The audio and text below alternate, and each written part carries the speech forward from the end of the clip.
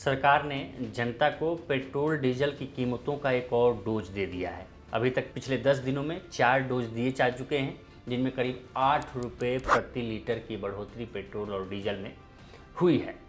लेकिन सवाल है कि आखिर पेट्रोल डीजल के दाम बढ़ क्यों रहे हैं, जबकि क्रूड ऑयल कच्चा तेल की कीमतें गिरी हैं। क्योंकि अमेरिका और ईरान के बीच ये आ रही है खबर कि समझौता हो गया है। इसके बाद मार्केट में कच्चे तेल की दामों में गिरावट आ गई, लेकिन भारत ने पेट्रोल डीजल की कीमतें बढ़ा दी। अब सरकार से जब ये सवाल पूछा गया कि आखिर क्यों, तो सरकार कह रही है कि रोज़ हज़ारों करोड़ों का नुकसान हो रहा था, इसलिए हमने पेट्रोल डीजल की कीमतें बढ़ा दी हैं और जनता के ऊपर भार डाल दिया है। लेकिन एक और रिपोर्ट सामने आई है जिसमें ये पता चला है कि जिन कंपनियों को कहा जा रहा था कि इन कंपनियों का घाटा हो रहा है, वो कंपनियां पिछले तिमाही में 41% ज़्यादा कमाई की हैं, यानी कि करीब 17-18 हज़ार करोड़ की कमाई की हैं। तो घाटा कहाँ से हो गया भाई? 77,000 करोड़ रुपए इस तिमाही में कमाया है इन कंपनियों ने। तो सरकार किन कंपनियों के घाटे की बात कर रही है? ये सवाल सरकार से पूछे जाने चाहिए। ये भी पूछा जाना चाहिए कि जब क्रूड ऑयल की कीमत कम हो रही है तो आप बढ़ा क्यों रहे हैं? 8 रुपये, आप सोच रहे हैं, करीब 8 रुपये इन 10 दिनों में, पिछले 10 दिनों में चुनाव खत्म हुए, पश्चिम 5 राज्यों के चुनाव, उसके बाद से पिछले 10 दिनों में 4 बार आपको डोज दे दी जा चुकी है और करीब 8 रुपये पेट्रोल डीजल के दाम बढ़ गए हैं। महंगाई आसमान छू रही है, आम जनता के पसीने निकल रहे हैं, जेब खाली हो रही है, लेकिन सरकार दाम पे दाम बढ़ाई जा रही है, ये कहते हुए कि कंपनियां घाटे में हैं। अब उसका भी खुलासा हो गया है कि कंपनियां 77,000 करोड़ रुपए कमा चुकी हैं, 41% कमाई में आगे हैं। फ़ायदा हुआ है उन कंपनियों को, तेल कंपनियों को। तो कहाँ से घाटा में गई भाई? ये सरकार को बताना चाहिए। दूसरी बात, आप सोचिए कि 4-5 दिन पहले जो अमेरिकी के सेक्रेटरी ऑफ स्टेट हैं, मतलब एक तरह से मान लीजिए विदेश मंत्री हैं, मार्को रूबियो, अभी वो भारत दौरे पे हैं।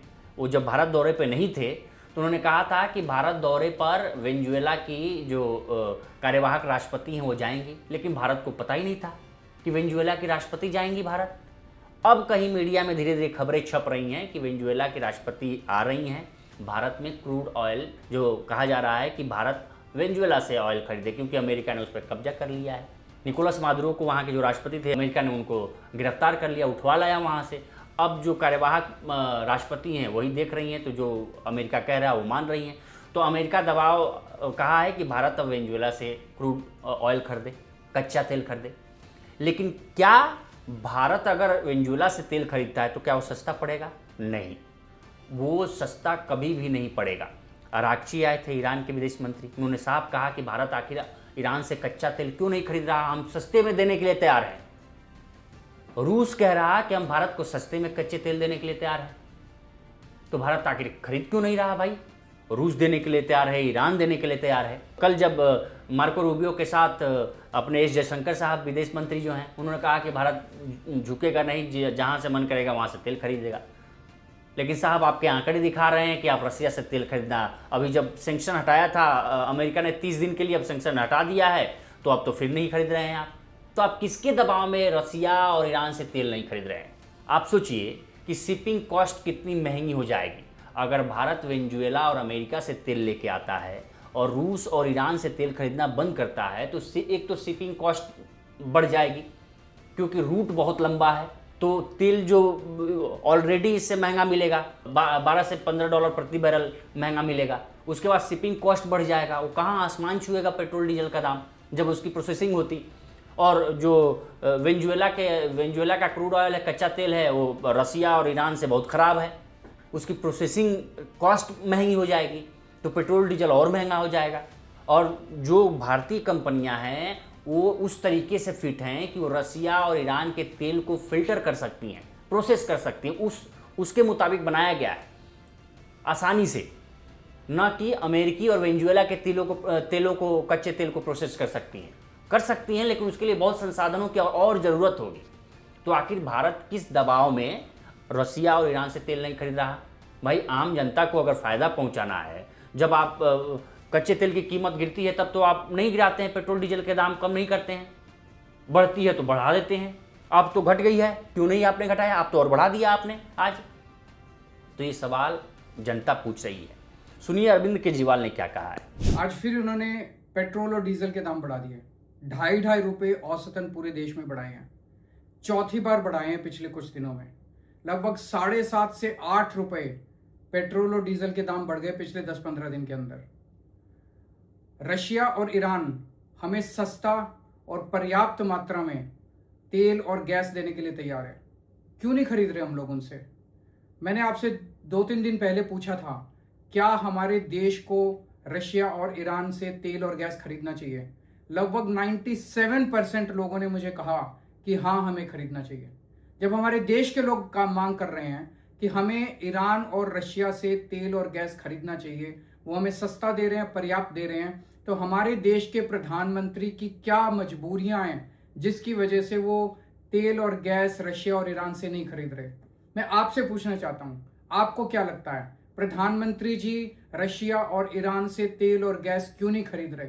140 करोड़ लोग इस वक्त दुखी हैं। 140 करोड़ लोगों के घर का खर्चा नहीं चल रहा, महंगाई बहुत ज्यादा हो गई है। प्रधानमंत्री की वो कौन सी मजबूरियां हैं जिसकी वजह से 140 करोड़ लोगों को ये दुख झेलना पड़ रहा है? पहली बात हो गई कि भाई क्रूड ऑयल के दाम गिरे सरकार ने, लेकिन फिर भी जब कच्चे तेल के दाम गिर रहे हैं फिर भी सरकार बढ़ा रही है। आज कच्चे तेल के दाम गिर गए लेकिन हमारा पेट्रोल डीजल का दाम बढ़ गया। दूसरा, आप कह रहे हैं कंपनियां घाटे में हैं। आप ही की रिपोर्ट कहती है कंपनियों का जो इसी पिछले तिमाही में जो बजट जो आया है उसका, तो उसमें फ़ायदे में है। और तीसरा हमने बोला कि अगर आप रसिया और ईरान से तेल नहीं खरीदेंगे, अगर अमेरिका और वेनेजुएला से खरीदेंगे तो तेल और महंगा होगा, शिपिंग कॉस्ट महंगा होगी, प्रोसेसिंग कॉस्ट महंगा होगा। तो ये सारी चीज़ें तो सरकार को इस पे ध्यान देना चाहिए कि उसके लिए कौन सही है। और चौथी बात, सिर्फ भारत में ही पेट्रोल डीजल महंगा क्यों हो रहा है? इसके पड़ोसी मुल्क बांग्लादेश में भारत के मुकाबले वहाँ पेट्रोल डीजल सस्ता है। आपके पड़ोसी मुल्क श्रीलंका में पेट्रोल डीजल का दाम सस्ता है। अभी हाल ही में कल परसों पाकिस्तान ने खुद पेट्रोल डीजल के दाम कम किए हैं। भारत में लगातार क्यों बढ़ रहा है? ये सवाल है। आम जनता की जेब खाली की जा रही, इससे सिर्फ पेट्रोल डीजल के दाम नहीं बढ़ रहे हैं, महंगाई चरम पे पहुंच रही है।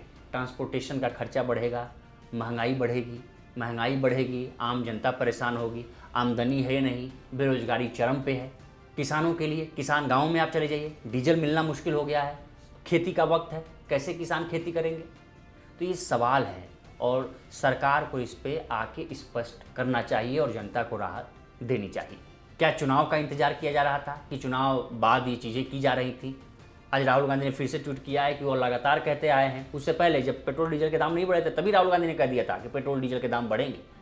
हरदीप पुरी जो पेट्रोलियम मंत्री वो कह रहे थे कि नहीं ये तो झूठ फैला रहे हैं, अफवाह फैला रहे हैं। अब पेट्रोलियम मंत्री गायब हैं, पता नहीं ढूंढने पर नहीं मिल रहे हैं, हरदीप पुरी हैं कहाँ?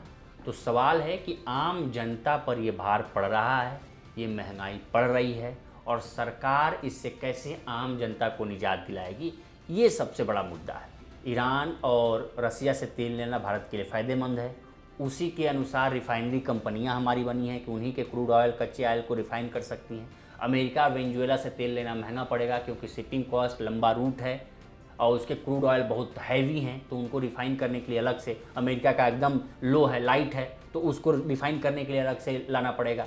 तो ये चीज़ें हैं और कंपनियां कहीं से घाटे में नहीं हैं। ये सरकार पूरी तरीके से झूठ बोल रही है कि कंपनियां घाटे में हैं। इस पर आपकी क्या राय है? आपकी जेब क्यों भारी की जा रही सरकार की तरफ से? आप बताइए और अपनी राय स्पष्ट कीजिए। देखते रहिए लोकमत हिंदी। नमस्कार।